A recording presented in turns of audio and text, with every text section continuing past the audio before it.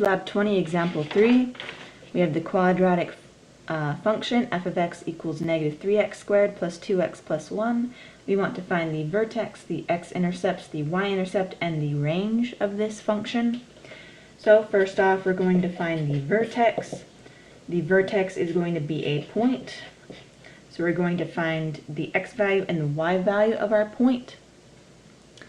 Our x value is going to come from the formula negative b divided by 2a. Our y value is going to come from plugging in this x into this formula, so it's going to be f of negative b divided by 2a. This a and b comes from the typical form of a polynomial, where we have ax squared plus bx plus c. So our a is negative 3, our b is 2, and our c is 1. So plugging in, negative b is going to give us negative 2 divided by 2 times a, which is negative 3.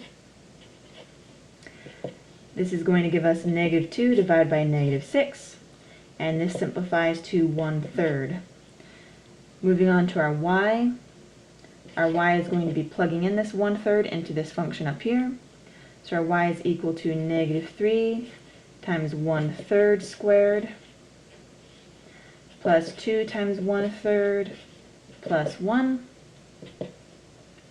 1/3 squared is going to give us 1/9, because if you have a square over a fraction, this goes to 1 squared divided by 3 squared.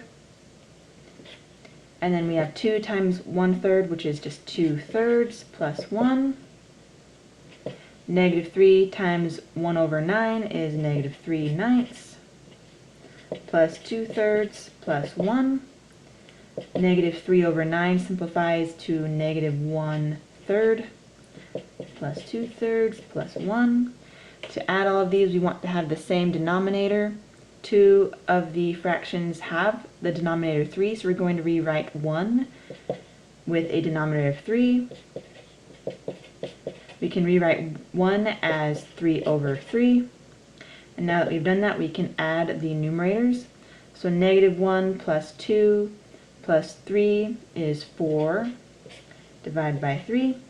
So our vertex is the point 1/3, that was our x value, comma 4/3, which is our y value.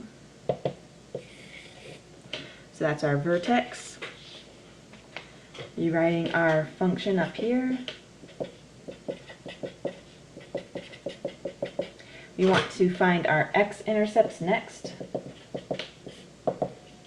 Our x-intercept is when y is equal to 0. Our y is the same thing as f of x. So substituting in 0 for f of x, we get 0 is equal to negative 3x squared plus 2x plus 1. In this case, we want to solve for x. To do that, we would either factor this, but it looks a little bit difficult to factor just straight off the bat since our a is not 1.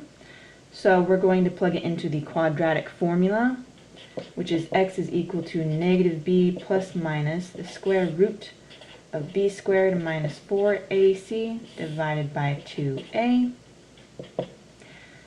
So we're just going to substitute in. Negative b is going to give us negative 2 plus minus the square root of b squared, which is 2 squared, minus 4 times a, which is negative 3, times c, which is 1, divided by 2 times a, which is negative 3.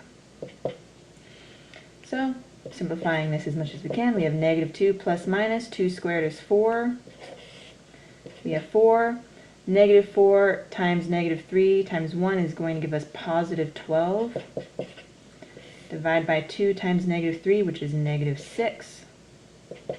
This is negative 2 plus minus 4 plus 12 is 16, so we have the square root of 16. Divided by negative 6. Square root of 16 is 4, so we have negative 2 plus minus 4 divided by negative 6. Now that we have this, I'm going to split it into 2 depending on the plus and the minus. So this is equal to negative 2 plus 4 divided by negative 6, and negative 2 minus 4 divided by negative 6. I'm just going to move over here. So negative 2 plus 4 is positive 2. over negative 6. And negative 2 minus 4 is negative 6, divided by negative 6. So, and this simplifies 2 to over negative 6 simplifies to negative 1/3. And negative 6 divided by negative 6 is 1. So our x-intercepts are the points negative 1/3, 0, and 1, 0. Like that. So, moving on, we need to find our y-intercept, rewriting the function up here.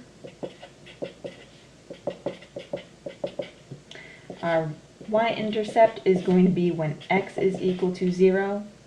So substituting in for 0 for everywhere we have an x, we have y is equal to negative 3 times 0 squared plus 2 times 0 plus 1. This term is going to be 0, this term is going to be 0, so we just end up with y is equal to 1. So our y-intercept is going to be the point 0, 1. So we found that. The last thing we want to do is to find our range.